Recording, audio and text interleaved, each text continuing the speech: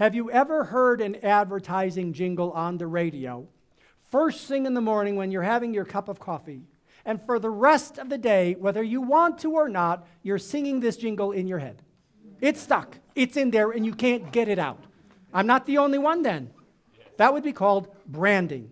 Advertising people are brilliant at being able to get their phrase into your brain, get it stuck in there, so that when you are not even thinking about it, it pops up. You're driving down the street, and all of a sudden you don't know it, but you're turning into Starbucks. You're turning into McDonald's. You're doing what they want you to do because they have branded a concept or a lesson or a jingle into your brain. Well, let's use that to our advantage. Let's brand our stories. Phase 4 of the 4 phases of the story theater method is message branding with the phrase that pays. Here are the criteria for finding your phrase that pays. The first step is to keep it short and sweet. And in advertising, there's this thing called the rule of 3. Get over it. Just do it. Walk your talk. Make my day. The rule of 3. For some reason, our brain chunks in 3s. Chunking means it takes a piece of data and it puts it into the brain, and the brain goes 1, 2, 3. It's like it velcros it to our brain, and we remember 3s for some reason. That's why just do it. Get over it. Make my day. That's why they work. It's musical and rhythmic. So first you've got this short and sweet phrase. It's very few words. And now it becomes musical and rhythmic. Make my day. Make my day. You put a little syncopation to it so that you add the music. You add the jingle concept to your phrase that pays. Notice, never interpret. Notice, never interpret. Bump, bump, bump. Bump, bump, bump. I'm dancing with the stars now. I'm doing music. I'm doing rhythm. I'm doing tempo. But I'm also orchestrating this verb-oriented action phrase into your brain. So it is a call to action, and it starts with a verb.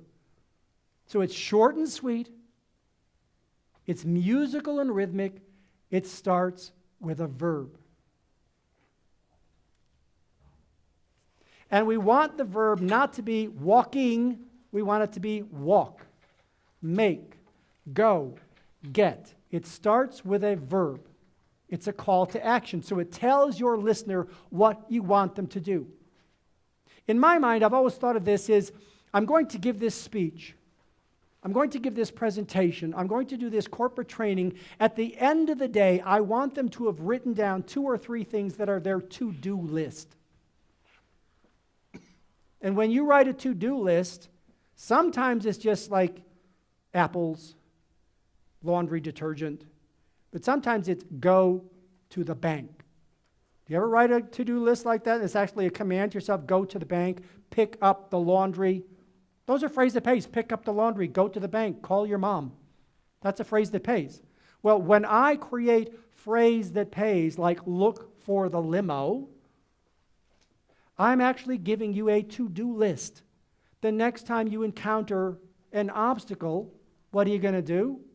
Look for the limo. It's actually an action item on your to-do list. It's a philosophy, but it's also a thing to do.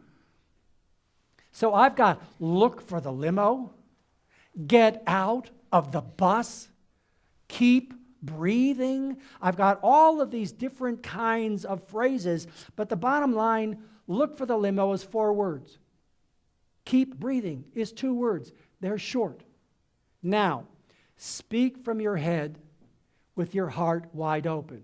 Okay, this one breaks the rule. It's a little bit longer, but speak from your head with your heart wide open. Bum, ba, ba, bum. Ba, ba, bum, ba, bum. There's music to it.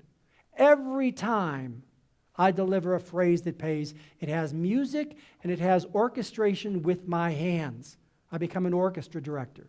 Now, there's another element that you can add to this mix that works really well. The first one is alliteration. Get a guru. Make your move. Look for the limo. 2 M's, 2 L's, 2 G's. Be brave. 2 B's. So the alliteration is great if you can make that work. What this requires, once again, is you've got to work with the language. You've got to play with the words. You've got to be a wordsmith. You've got to have fun with the words. And believe me, you cannot be factually correct with this because the limo driver never said, look for the limo. And it's a great phrase and it works really well. And I've manufactured it into his mouth. I literally, given him the words, but he never said them. But I've never once had an audience member come up and said, did he really say, look for the limo? Because that's really... I've never had anybody ask me that question. I never had anybody ask me, did Oscar actually say keep breathing? I've never had anybody ask me that question. Do you know why? Because they're digging it too much and it works for them. And they're happy. And once they're happy, they go home happy. And they don't care if it's factually correct because they know it's story. And story gives you permission. So you've got alliteration, look for the limo, be brave, but you might have rhyme, walk your talk. So if you can have rhyme, you can play with your words and say, well, do I have walk as one of my words? Walk and talk, walk your talk. What rhymes with walk? And then you play around with it. Sometimes you have to discard it and you start over again and you keep playing around. The phrase that pays is something that is a manufactured phrase. It's not necessarily designed to be factually correct or historically true. What it is designed is to be sticky. It sticks and it lives on forever and people write it down. That is the phrase that pays. It is a left brain chunk at the end of your right brain process. Because the story theater method, all the in and out, and the narrative, and the descriptive language, and the context, and the texture, and all of this kind of stuff, is just so right brain and visual. But we don't want to leave them with right brain visual. We want to leave them with a to-do item. And the left brain to-do item is look for the limo. And that's why I see people write it down. Because your audience will literally sit there during your story and they'll be like this.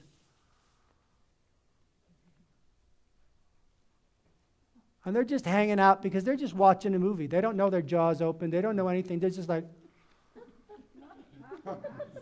And they're just like in this reverie like you are in a movie theater. They're just having a good time. But then I say, and what I learned from that experience... And the entire system goes left brain. What did you learn? The minute I say what I learned from that experience, your entire system goes into left brain processing. What did you learn? That's left brain. Look for the limo. Left brain, look for the limo. Look. Yeah, that's good. I need that. That's the left brain chunk. That's what they take home. So people sometimes think it's like, oh, storytelling is just so airy-fairy. It's just I don't have time for storytelling. You do not have time to not tell a story. It is the most powerful thing you can do.